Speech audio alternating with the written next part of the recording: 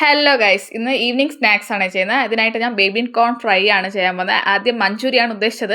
ഇത് baby corn fry ആയപ്പോൾ തന്നെ എല്ലാവരുടെ വായിലുമായി. എങ്കിൽ ശരി, ഇത് ബേബി കോൺ ഫ്രൈ ആണ് കാണിച്ചു തരാമെന്ന് വെച്ചാൽ ആദ്യം തന്നെ ഈ ബേബി കോൺ ഇങ്ങനെ മധ്യത്തിൽ കട്ട് ചെയ്ത് തന്നെ പീസ് ആക്കി എടുത്തിട്ടുണ്ട്. നിങ്ങൾക്ക് എങ്ങനെ ആവശ്യം അതുപോലെ അങ്ങ് കട്ട് ചെയ്തെടുത്താൽ മതി. ഇതുപോലെ തന്നെ കട്ട് ചെയ്യണമെന്നൊന്നും ഇതൊന്നുമില്ല, റൂൾസ് ഒന്നുമില്ല.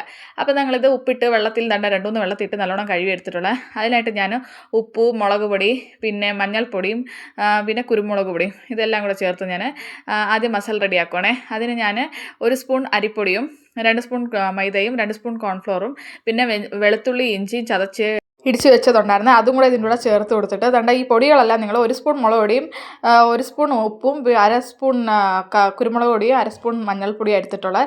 ഇത് നമ്മൾ എല്ലാം കൂടെ മിക്സ് ചെയ്തോണം. ആദ്യം പൊടി അങ്ങ് മിക്സ് ചെയ്തിട്ട് കുറേശ്ശെ വെള്ളം ഒഴിച്ച് ഇത് കോട്ടിംഗ് എല്ലാം അതിലോട്ട് പിടിച്ച് കിട്ടണം കേട്ടോ. വെറുതെ നമ്മൾ ഇതുപോലെ ഇട്ട് കഴിഞ്ഞാൽ കുളത്തിലെ ഞാൻ പറഞ്ഞിട്ടുണ്ട്. പിന്നെ നാരങ്ങ നീരും കൂടെ ഒഴിച്ച് അതിലോട്ട് മിക്സ് ചെയ്യണം. അപ്പോൾ ഈ നാരങ്ങ നീര് ഞാൻ ഒഴിച്ചപ്പോൾ തൊണ്ട് ഈ കുരു എടുത്ത് കളയണം. ഞാൻ കുരു ഇട്ടിട്ടുണ്ടെന്നും പറഞ്ഞ് നിങ്ങൾ എന്നെ പറയല്ലേ, കുരു ഞാൻ പറക്കി കളഞ്ഞിട്ടുണ്ട്. ഇല്ലെങ്കിൽ നമുക്ക് കഴിക്കുമ്പോൾ പണി കിട്ടും കേട്ടോ. അതിൻ്റെ കൂടെ കരിവേപ്പിലും കൂടെ ചേർത്ത് കൊടുത്തോണ്ടല്ലേ, ആഹാ നല്ല സൂപ്പർ ടേസ്റ്റ്. ഇതുപോലെ മിക്സ് ചെയ്തിട്ട് ഒരു 5-10 മിനിറ്റ് അത് നല്ലോണം മാരിനേറ്റായിട്ട് വരാനായിട്ട് വെച്ചേക്കണം കേട്ടോ. അതിനുശേഷം നമ്മൾ എണ്ണ ചൂടായി വരുമ്പോഴത്തേക്ക് ഇത് ഓരോന്നോരോന്ന് ഇങ്ങനെ പറക്കി ഇടണേ. അതായത് കൂട്ടിക്കുഴച്ചിടാതെ ഇങ്ങനെ തണ്ട സെപ്പറേറ്റ് ആയിട്ട് ഇതുപോലെ ഇങ്ങനെ കയ്യിൽ നിന്ന് ഇങ്ങനെ വിട്ട് തണ്ട പോകുന്നുണ്ടാ. അപ്പോൾ ഇതുപോലെ ഇങ്ങനെ കറുമുറ എന്നുള്ള ബേബി കോൺ ഫ്രൈ റെഡി ആക്കിയിട്ട് അപ്പോൾ ട്രൈ ചെയ്ത് നോക്കണേ.